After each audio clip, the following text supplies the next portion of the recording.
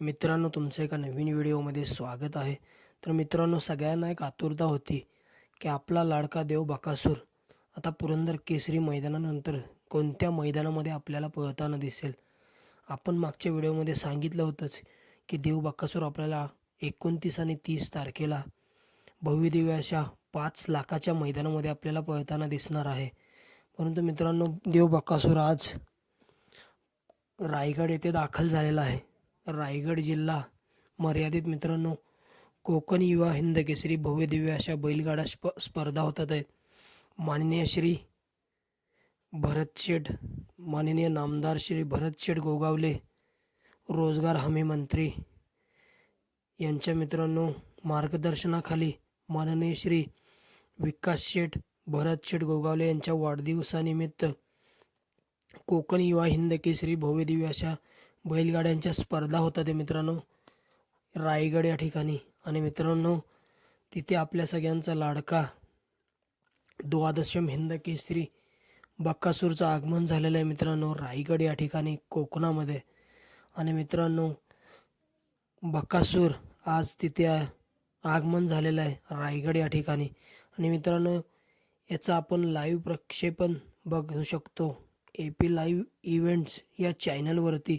थोड्याच वेळापूर्वी मित्रांनो, देव बकासूरचं रायगड येथे आगमन झालेलं आहे. आणि मित्रांनो, मोहिल शेठ धुमाळ, त्यानंतर मित्रांनो अर्णव शेठ साळुंके हे देखील बकासूरसोबत तिथे उपस्थित आहेत. मित्रांनो, बकासूरची जी फॅन फॉलोईंग आपण बघतोय रायगड या ठिकाणी, खूप अशी मोठी फॅन फॉलोईंग आपल्याला बघायला मिळाली मित्रांनो या रायगड भव्य दिव्य अशा युवा हिंद केसरी बैलगाडा स्पर्धेमध्ये.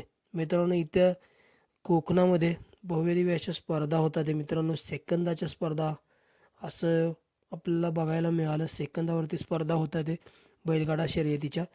2-2 गाड्या मित्रांनो, जशा मुंबई बिनजोडमध्ये 2-2 गाड्या पळतात, तशा मित्रांनो भव्य दिव्य अशा कोकण स्पर्धेमध्ये 2-2 गाड्या पळतात. आणि मित्रांनो, त्या शक्यतो सेकंदच्या स्पर्धा होतात या रायगड भव्य दिव्य बैलगाडा शर्यती मैदानामध्ये.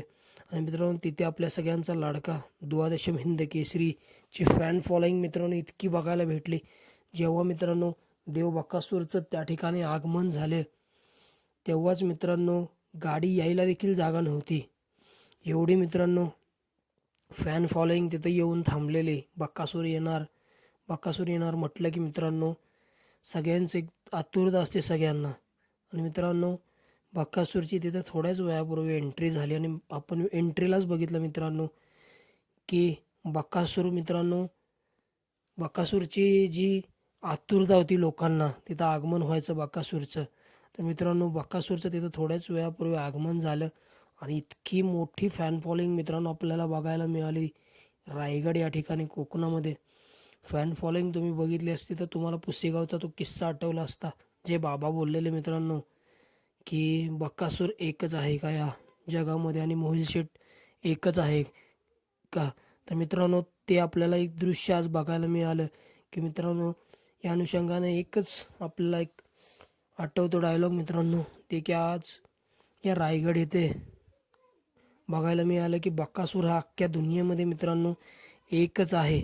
आणि मोहिल शेठ धुमाळ देखील मित्रांनो या अख्ख्या जगामध्ये एकच आहेत. देव बकासूरची मित्रांनो बराबरी कोणच करू शकत नाही मित्रांनो. असा बैल झाला नाही आणि कधीही होणारही नाही मित्रांनो. बकासूरचे भव्य दिव्य असे रेकॉर्ड आहेत मित्रांनो. 12 वेळा हिंद केसरी झालेला आहे मित्रांनो आपला सगळ्यांचा लाडका द्वादशम हिंद केसरी मोहिल शेठ धुमाळ सुजगाव यांचा देव बकासूर मित्रांनो. 12 वेळा हिंद केसरी होणं कोणाचंही काम नाही आहे मित्रांनो. आणि मित्रांनो, असं एक डायलॉग आठवला मित्रांनो, जाईल तेवढी नजर जाईल तेवढी प्रजा आणि त्या प्रजेचा एकच राजा मित्रांनो देव बकासूर. आज या कोकण भव्यदिव्य मैदानामध्ये आपल्याला बघायला मिळालं की देव बकासूरची फॅन फॉलोईंग महाराष्ट्रामध्ये नाही तर अख्ख्या जगामध्ये आहे मित्रांनो देव बकासूरची फॅन फॉलोईंग. आणि देव बकासूरची मित्रांनो बराबरी कोणच करू शकत नाही, कारण 12 वेळा हिंद केसरी होणं कोणाचंच काम नाही आहे मित्रांनो. आणि बकासूर मित्रांनो आता आपल्याला 29-30 तारखेला 5 लाखाच्या भव्यदिव्य मैदानामध्ये पळताना दिसेल.